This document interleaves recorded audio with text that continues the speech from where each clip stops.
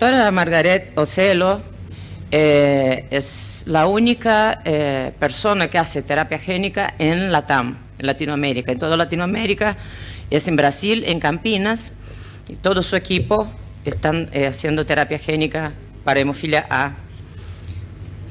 Bueno, le presento a la doctora para que sepan de dónde es y todo lo que hace. Ella es de la Universidad de Campinas, del Hemocentro de Unicamp de Brasil, en São Paulo. La doctora Margaret Castro Ocelo es profesora asociada del Departamento de Medicina Interna y directora de la División de Hematología de la Universidad de Campinas, en São Paulo. Recibió su título de médica en el 94, una formación especializada en hematología y medicina transfusional y doctorado en Unicamp antes de realizar una beca postdoctoral en el laboratorio de David Lillicrap en la Universidad de Queen en Kingston, Ontario, Canadá, enfocada en la terapia génica de la hemofilia. Eso fue en el año 2006-2009. La doctora Ocelo también es la directora del Centro Internacional de Capacitación en Hemofilia en el Hemocentro de Unicamp. En 2012 fue nominada como miembro del Consejo de la Fundación de la Hemofilia de Novo Nordisk, fue miembro del Comité Ejecutivo de la Federación Mundial de Hemofilia de 2012 a 2014. Participa en varios proyectos de investigación, incluyendo principalmente la terapia génica para hemofilia A actualmente, los factores de riesgo para el desarrollo de inhibidores, la inducción de inmunotolerancia y el tratamiento de complicaciones musculoesqueléticas en hemofilias o trastornos plaquetarios hereditarios. Muchas gracias a Biomarin por hacer posible esta reunión y tener la charla, la disertación de la doctora Ocelo, que ya va a estar traducida, así que no van a escuchar en portugués. Espero que la disfruten porque es muy interesante. Gracias. Hola, soy Margaret Ocelo, soy médica hematóloga del Hemocentro de Unicamp, Universidad de Campinas, en Brasil. Es un placer estar aquí con ustedes hoy para hablar sobre terapia génica para hemofilia A, específicamente la actualización del programa BMN 270 de Biomarin. Aquí están mis conflictos de interés. Les recuerdo que formo parte del estudio fase 3 de Biomarin que se presentará en esta discusión. Todos los estudios clínicos actuales de terapia génica para hemofilia utilizan el mismo principio, o sea, un vector viral, el virus adeno asociado AAV, que lleva el transgen, ya sea la secuencia de ADN factor 8 o factor 9. Este vector es administrado a través de una infusión endovenosa periférica y como el vector posee tropismo por el hígado, el AAV va a transducir los hepatocitos. Como AAV no entrega al genoma de la célula hospedera, el núcleo, el transgen, se encuentra en forma de concantémero episomal, que pasa a expresar la proteína, o sea, factor 8 o factor 9, y eso se encuentra en la circulación. Hoy día hay 5 estudios clínicos en curso de terapias génicas para hemofilia A. El programa más avanzado es el de Biomarin, BMN 270. En esta presentación vamos a discutir los datos actualizados de 5 años de fases 1 y 2, además de los datos más recientes del primer año de fase 3. Quiero recordarles que en este programa de Biomarin para terapia génica para hemofilia A, el vector utilizado es Valoctocogene roxaparvovec, que es compuesto de un vector viral adenoasociado del AAV de serotipo 5 que tiene tropismo por los hepatocitos. Tiene también como transgen el factor 8 humano con dominio B suprimido y en esta región tiene un enlace SQ. Además, tiene los promotores específicos para hepatocitos y otros elementos que van a aumentar la eficiencia del vector, como los ITRs, que serían las repeticiones terminales invertidas, y también SPA, que sería la señal de poliadenilación sintética. Bueno, para empezar, quiero compartir con ustedes los datos del estudio fase 1 y 2, BMN 270-201, que se presentaron en el Congreso ISTH 2021 con el profesor Michael Lafan. En esta presentación vamos a discutir los datos actualizados de hasta 5 años del seguimiento de este estudio fase 1 y 2. En este estudio de fase 1 y 2 se incluyeron 15 participantes que se dividieron en 4 cohortes de dosis. En esta presentación vamos a enfocarnos en los resultados de los 7 participantes incluidos en la cohorte de alta dosis, 6 por 10 a 13, elevado a 13, y los 6 participantes incluidos en la cohorte de dosis intermedia, 4 por 10, elevado a 13. Bien, acá tenemos una visión general de cuáles son los eventos de seguridad en cada año en esta fase 1 y 2 del estudio 270-201. A lo largo del estudio, todos los eventos adversos relacionados al tratamiento se consideraron de grado 1 o 2. Ningún evento grave relacionado al tratamiento ocurrió después del año 1. En los últimos años de seguimiento, no hubo ningún evento adverso relacionado al tratamiento. El perfil de seguridad general se mantiene igual desde los informes anteriores, con los eventos adversos como elevación de los niveles de ALT asintomáticos y temporales. En un seguimiento más reciente vemos 2 elevaciones de ALT informadas en la cohorte de alta dosis, 6 por 10 elevado a 13, y ninguno de estos eventos se consideró relacionado al tratamiento por el investigador. Ninguno llegó a los criterios de la ley de High para lesión hepática inducida por fármaco. A lo largo de estos años de seguimiento no hubo ningún evento de hipersensibilidad sistémica, anafilaxia o eventos tromboembólicos, y ningún participante desarrolló inhibidores para el factor 8. Aquí en esta diapositiva vemos que la reducción en la tasa de sangrado anual se mantiene a lo largo de 5 años en la cohorte de alta dosis, 6 por 10 elevado a 13. Y en el segmento de 4 años vemos aquí en la cohorte también de 4 por 10 elevado a 13. Vean que los participantes que estaban recibiendo factor 8 bajo demanda al principio del estudio, en la cohorte de alta dosis, se excluyó. Así, en el año 5, el 86% de los participantes en la cohorte de dosis más alta no tuvo ningún sangrado tratado. Y en el año 4, el 50% de los participantes, o sea, 3 de 6, en la cohorte de dosis intermedia tampoco tuvo ningún sangrado tratado. Aquí podemos notar que la reducción en la tasa de infusión anual también se mantiene a lo largo del tiempo. Durante el seguimiento vemos que el factor 8 exógeno se utiliza como tratamiento para sangrado en su forma bajo demanda y para cirugía de procedimiento como una profilaxis única.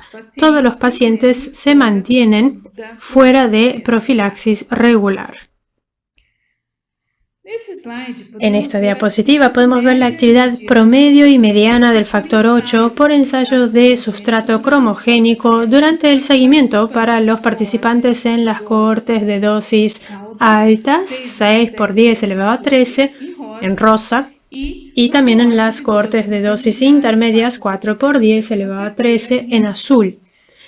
En la semana 208, al final del año 4, la actividad promedio, mediana, mejor dicho, en la cohorte de 4 por 10 elevado a 13 era de 4,8%. Y en la semana 260, o sea, al final del año 5, la actividad mediana del factor 8 en la cohorte 6 por 10 elevado a 13 sería 8,2%.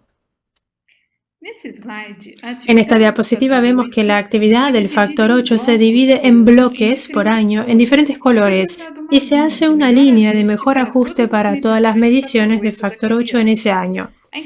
La inclinación de cada línea se utiliza para dar una estimación de cuál es la tasa de reducción para los participantes en cada uno de las cohortes. En las dos, o sea, dosis alta e intermedia, vemos que la actividad de factor 8 llega a un valor máximo aquí en el primer año y después disminuye después del año 2 si lo comparamos con el tope de expresión máxima, siendo más bajo en la cohorte de 4 por 10 elevado a 13.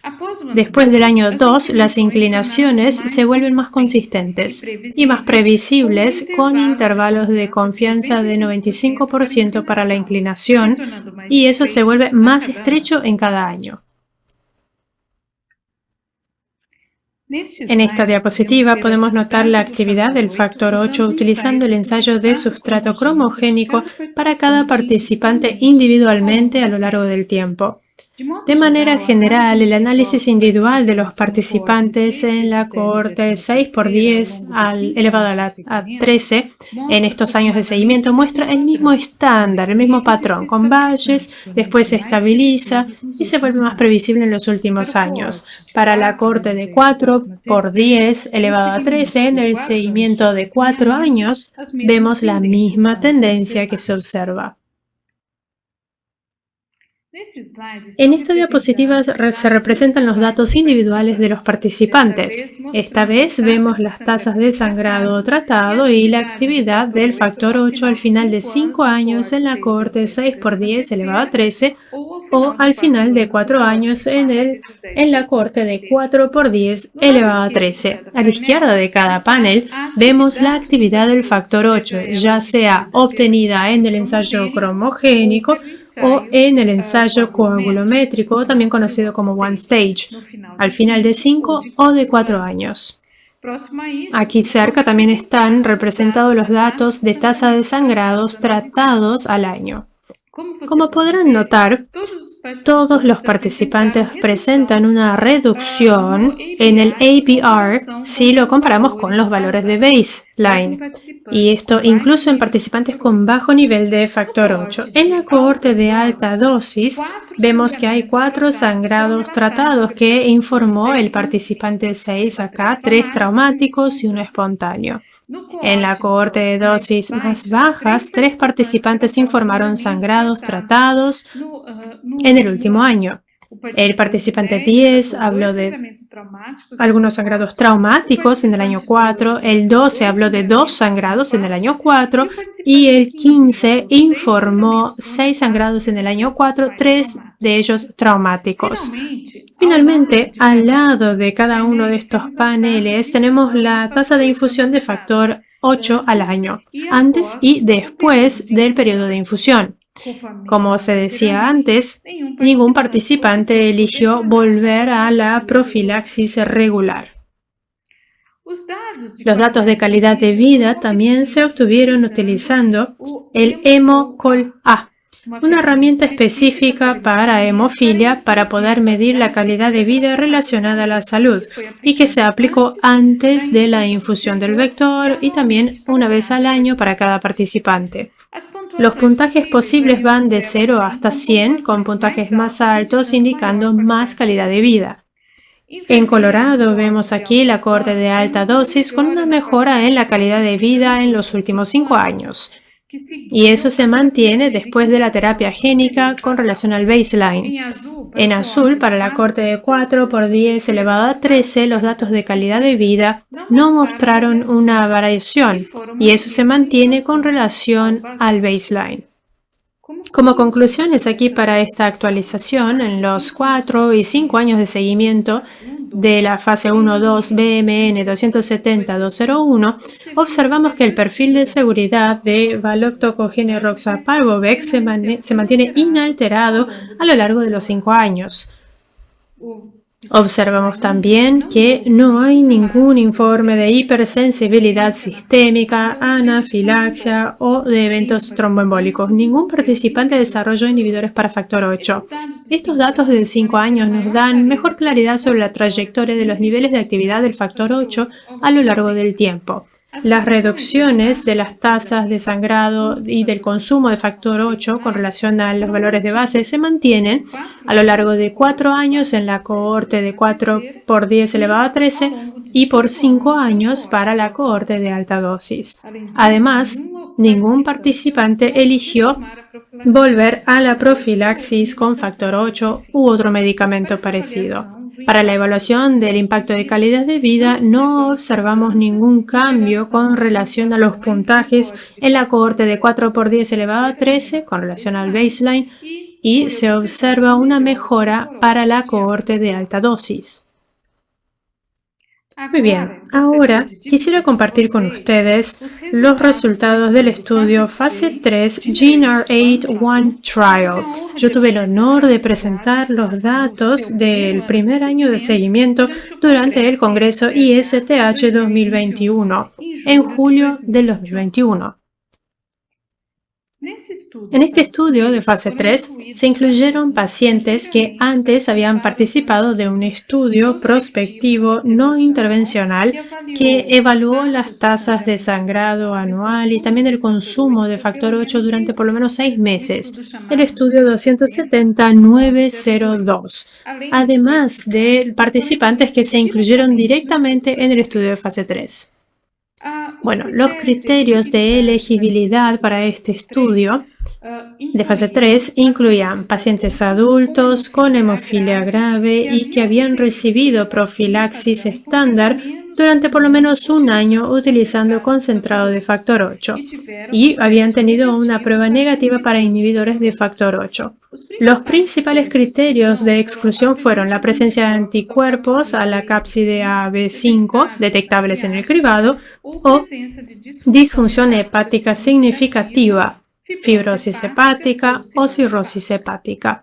Los participantes recibieron una dosis de infusión única de Valoctocogene roxaparvovec, la dosis de 6 por 10 elevado a 13 por una vía venosa periférica. Profilaxis aquí con factor 8 se mantiene durante 4 semanas después de la infusión. Después, el tratamiento con factor 8 se utiliza solamente bajo demanda cuando necesario. El endpoint primario de eficacia fue la alteración de la actividad de factor 8 a través de ensayos de sustrato cromogénico en las semanas 49 y 52 con relación al baseline. Esto se evaluó en todos los participantes VIH negativo que recibieron una infusión que sería la población MITT o Modified Intent to Treat. Bien, los desenlaces de eficacia secundarios serían utilización de factor 8 al año y la tasa de sangrado tratado al año, después de la semana 4 con relación al baseline. La seguridad también se evaluó en todos los participantes que recibieron una infusión. En general, 181 pacientes con hemofilia grave fueron considerados en el estudio y 144 fueron incluidos en 49 centros diferentes que pertenecían a 13 países en todo el mundo. La mayoría de las cuestiones de cribado tenía que ver con anticuerpos preexistentes para la cápside EAV5. Un total de 134 participantes recibieron la infusión de Valoctocogene roxaparvovec y 112 de ellos venían del estudio 270-902. Otros 22 pacientes fueron incluidos directamente en el estudio fase 3. De ellos, 132 participantes fueron incluidos en la cohorte MITT, incluyendo solamente a los pacientes VIH negativos. En noviembre del 2020, el tiempo promedio de seguimiento fue de 71,6 semanas. Y en el MITT, 17 participantes habían recibido la infusión del vector durante por lo menos 2 años antes. Solamente un participante dejó el tratamiento y se dejó el seguimiento en la semana 66.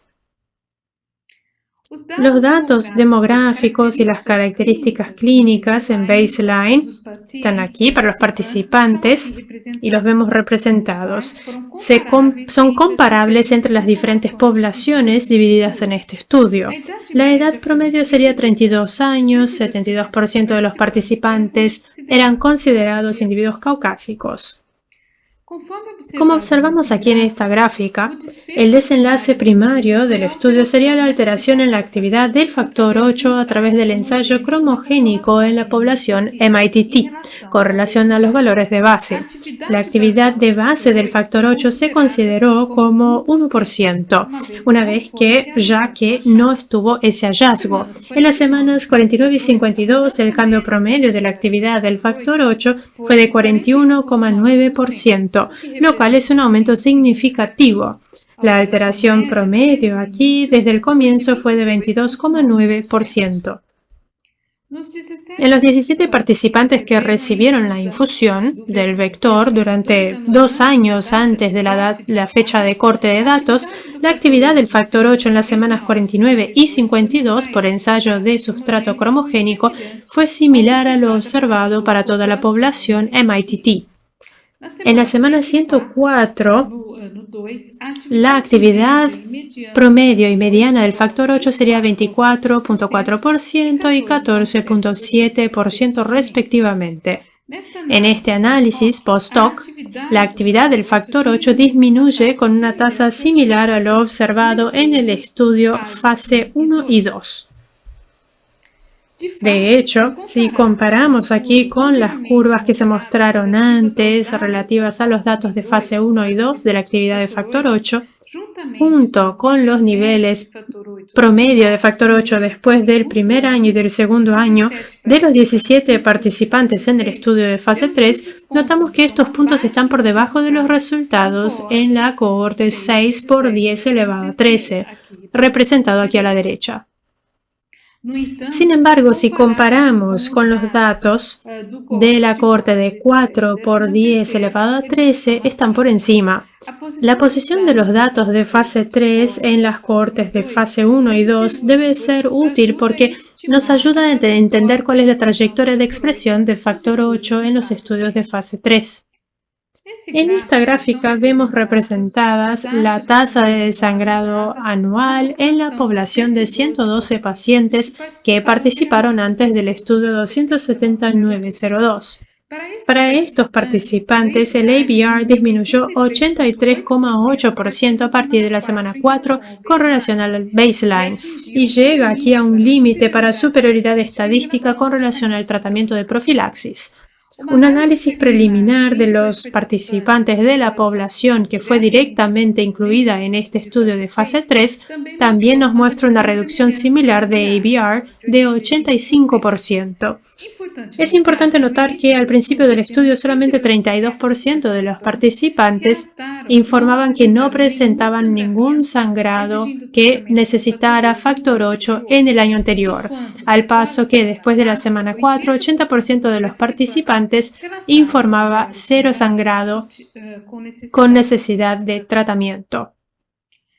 Aquí podemos observar las tasas de sangrado al año para los 134 participantes antes y después de la infusión. Aquí a la izquierda notamos que 35 participantes no tuvieron ningún sangrado tratado ni antes ni después de la infusión del vector. Aquí, 66 participantes tuvieron sangrado antes de la infusión, o sea, en el momento de profilaxis con factor 8, pero no ningún sangrado después de la infusión del vector. Aquí, un poco más a la derecha, observamos 20 participantes que tuvieron sangrado antes y después de la infusión, pero vemos que después de la infusión, la tasa de sangrado es más baja. Y finalmente tenemos 13 pacientes que tuvieron sangrados después de la infusión. Es importante que notemos que de estos 13 participantes, en 6 los sangrados ocurrieron hasta 9 semanas después de la infusión, cuando el nivel de expresión del factor 8 todavía está subiendo. Y aquí otros 3 participantes tuvieron sangrado exclusivamente relacionado a traumas durante la práctica de deportes. Por lo general, más del 90% de los participantes tuvo aquí una tasa de sangrado anual de 0 o un ABR inferior después de la infusión. Aquí al lado de cada panel también podemos notar la actividad del factor 8 cromogénica obtenida en la semana 49 y 52. Aquí vemos para cada individuo. Como podrán notar, los datos de la expresión del factor 8 son bastante variables en cada uno de los participantes. El cambio en el uso del factor 8 anual se obtiene en los 112 participantes que vinieron del estudio 270.902, que sería la población llamada rollover y que están aquí representados. El uso de las tasas de infusión disminuyeron 98,6% a partir de la semana 4 con relación al baseline. Estos cambios fueron estadísticamente significativos. Tenemos un análisis preliminar de la población directamente incluida y vemos una reducción similar a la tasa de infusión de factor 8 al año, alrededor de 95%. Con relación a seguridad, todos los 134 participantes presentaron por lo menos un evento adverso predominantemente de grado 1 o 2. Todos los eventos adversos graves se solucionaron. No hubo muertes y ningún participante dejó por causa de algún evento adverso o porque tuvo desarrollo de inhibidores para factor 8 o porque tuvo algún evento de trombosis. Durante o después de la infusión, 7 participantes presentaron hipersensibilidad sistémica y 3 informaron reacciones más graves relacionadas a la infusión como erupción maculopapular, hipersíncope, reacción anafiláctica y reacción de hipersensibilidad. Estos eventos fueron efectivamente controlados con la reducción o la pausa de la infusión y tratamiento con medicamentos de soporte, como indicamos acá. Todos los participantes completaron la infusión y 4 participantes terminaron la infusión después de su interrupción. El evento adverso más común fue la elevación de ALT.